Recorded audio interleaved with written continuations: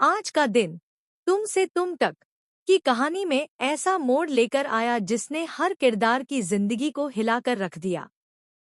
सुबह की शुरुआत तो सामान्य लग रही थी, लेकिन जैसे जैसे समय आगे बढ़ा वैसे वैसे एक के बाद एक राज खुलते गए और पूरा माहौल रहस्यमय और तनाव से भर गया। झेंडे, जो अब तक अपने सख्त और बेखौफ अंदाज के लिए जाना जाता था, अचानक ऐसे सच के सामने खड़ा हो गया जिसने उसे अंदर तक तोड़ दिया।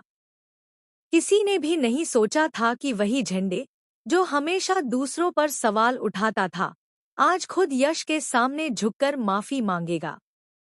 लेकिन किस्मत का खेल ही कुछ ऐसा था कि उसे मजबूर होना पड़ा अपने ही किए गए फैसलों पर सवाल उठाने के लिए।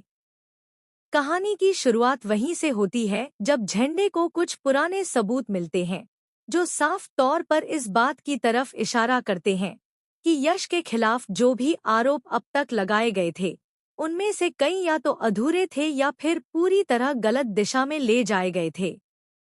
जैसे ही झेंडे उन फाइलों और रिकॉर्ड्स को ध्यान से पढ़ता है, उसके चेहरे का रंग बदलने लगता है, क्योंकि सच धीरे धीरे उसके सामने एक डरावनी तस्वीर बनाकर खड़ा हो रहा था। उसे एहसास होता है कि जिस यश को वह अब तक एक संदिग्ध या छिपे हुए सच का हिस्सा मान रहा था, वही यश असल में किसी बहुत बड़े खेल का शिकार था।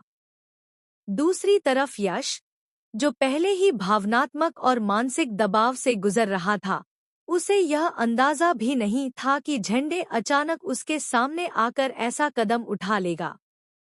यश का चेहरा शांत जरूर था, लेकिन उसकी आंखों में कई सवाल थे, कई दर्द थे और कई अधूरे जवाब थे।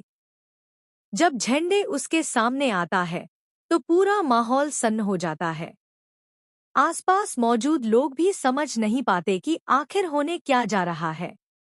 झेंडे की आवाज कांप रही थी, जो पहली बार किसी ने सुनी थी, क्योंकि वह हमेशा मजबूत और कठोर दिखता था। लेकिन आज वह कमजोर लग रहा था, क्योंकि सच ने उसे अंदर तक हिला दिया था। झेंडे धीरे धीरे यश के सामने अपने किए गए सभी शक और गलतफहमियों के लिए माफी मांगता है। वह स्वीकार करता है कि उसने जल्दबाजी में फैसले लिए, बिना पूरी सच्चाई जाने यश को शक की नज़र से देखा, और सबसे बड़ी गलती यह की कि उसने सही इंसान पर भरोसा नहीं किया। यह सुनकर यश भी कुछ पल के लिए चुप हो जाता है, क्योंकि उसे यह समझ नहीं आता कि अचानक यह बदलाव कैसे आ